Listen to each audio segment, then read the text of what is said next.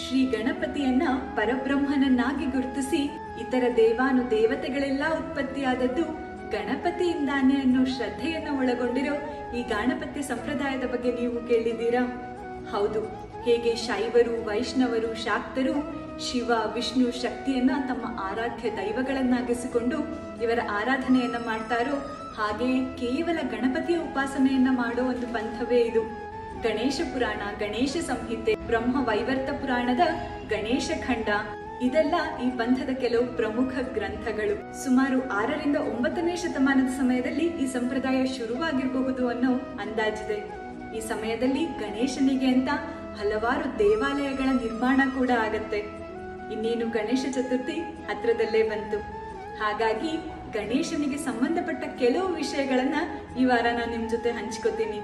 ನೀವಿನ್ನೂ ನನ್ನ ಫಾಲೋ ಮಾಡ್ತಾ ಇಲ್ಲ ಅಂದ್ರೆ ಸ್ಪ್ರಿಂಕಲ್ ಆಫ್ ಸ್ಟೋರೀಸ್ ನ ಯೂಟ್ಯೂಬ್ ಮತ್ತೆ ಇನ್ಸ್ಟಾಗ್ರಾಮ್ ಅಲ್ಲಿ ಫಾಲೋ ಮಾಡಿ.